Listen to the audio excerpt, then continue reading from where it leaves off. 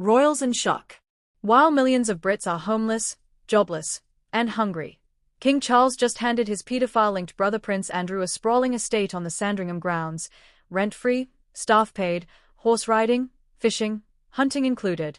A mansion downgrade? Hardly. This is a gilded cage the size of a small village.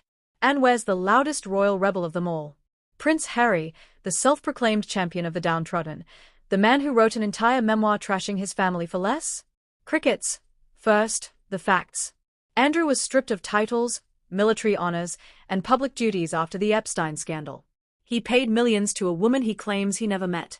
Most expected exile to a modest cottage. Instead, Charles gifts him a Sandringham mansion, gardeners, cooks, security, all on the taxpayer dime. No mortgage. No utility bills.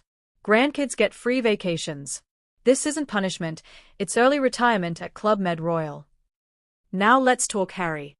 The same Harry who screamed institutional cruelty when he had to downgrade from Frogmore Cottage to a 16-bathroom California megamansion. The same Harry who accused the palace of total neglect because his dad cut his security. Yet Uncle Andrew, credibly linked to underage trafficking, gets a palace upgrade. And Harry's response? Nada. Not a tweet. Not an Instagram story. Not even a vague thoughts with victims post. Why? Because Andrew knows where the bodies are buried, and Harry's too busy counting Netflix zeros to risk the family vault. Harry styled himself the anti-royal crusader. Remember when he said, quote, "I've seen behind the curtain. I know how this operation runs."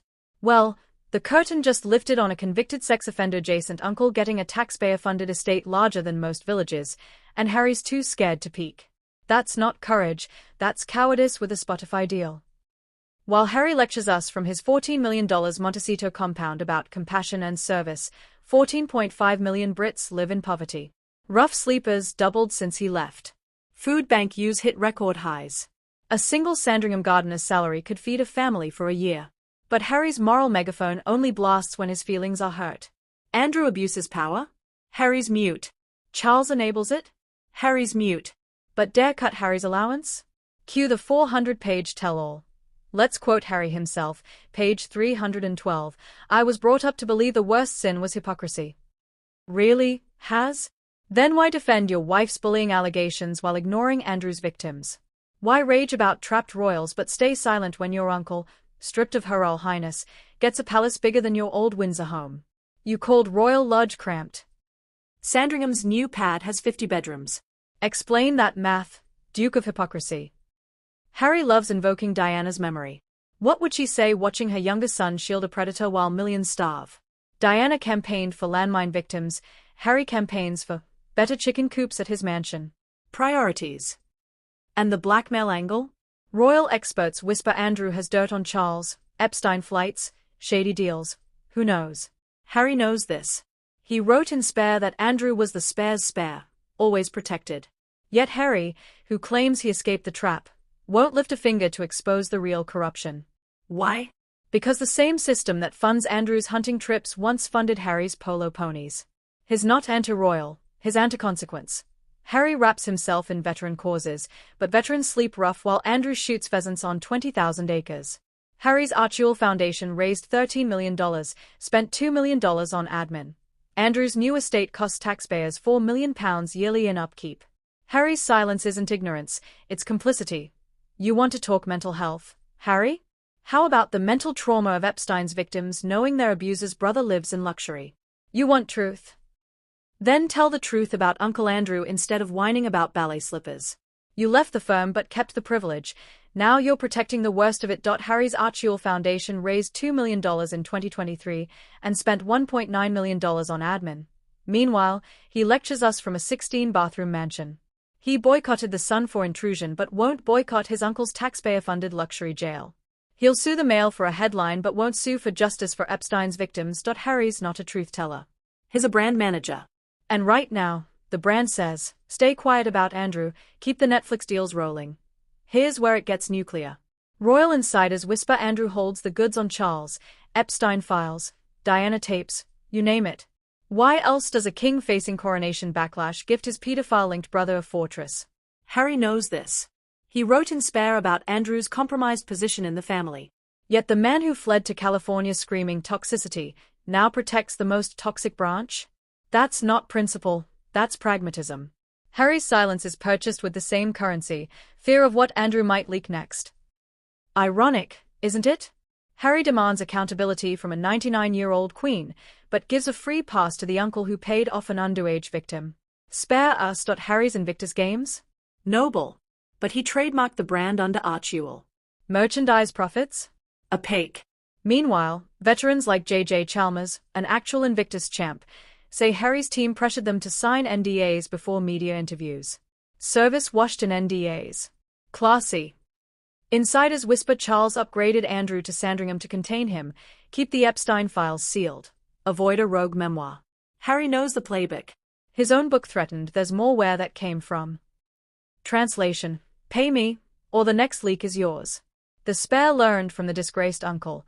Silence is golden when the crown foots the bill. He calls tabloids currency. But his currency is betrayal. Every truth bomb is a grenade lobbed at the institution that still pays his father's bills that keep Andrew in clover. Harry's not anti-monarchy. His anti-accountability. Charles's reign is a masterclass in cowardice.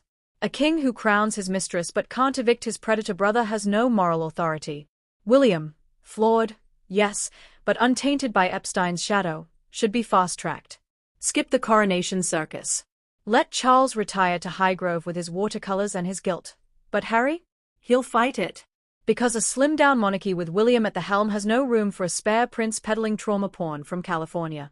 His entire identity collapses without the villainous family to rage against. He rails against colonialism while his wife wears a $400,000 wardrobe to lift up women. He lectures on climate change from a private jet. Remember his UN speech? The world is on fire. Cut to him flying 8 hours to a polo match in Singapore. Carbon footprint, 42 tons. That's 2,800 trees to offset.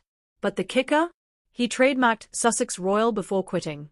The exit was planned. The victimhood? Branded. Charles should have cut him off day one. Instead, he negotiates with terrorists in Kashmir. William's silence? Strategic. One wrong move and Harry drops the nuclear memoir sequel. Let's end where Harry wants you to look, the fairy tale. Meghan's chickens. Archer's chicken. The podcast that never was. But behind the curated Instagram, the lawsuits pile up. Nanny firings. Staff turnover at Archewell so high they've burned through 15 employees in 3 years. The couple who preached kindness allegedly bullied a 3-year-old princess at a royal event, Kate's words, via Harry's own book. And the money? Drying up. Spotify axed them. Netflix is nervous. The only thing keeping the lights on in Montecito is royal blackmail and recycled trauma. So here's the summary, folks. Andrew committed unforgivable acts, paid to silence one victim, and got rewarded with a Sandringham mansion. Charles enabled it, proving he's either blackmailed or spineless. Harry, the loudest anti-royal voice, stays silent because exposing Andrew risks exposing the whole rotten system he still profits from. Harry isn't a rebel. He's a trust fund tantrum in a custom suit. If he had an ounce of Diana's courage, he'd be screaming from California rooftops. Instead, he's fishing in Montecito while Andrew fishes at Sandringham. Both on the public dime. Drop a comment. Should Harry speak out or stay bought? Like if the royals owe us transparency, subscribe for weekly royal takedowns, and share this to every Harry stan who thinks he's a hero. The spare's spare is spared again. And the biggest spare of all? Harry's spine.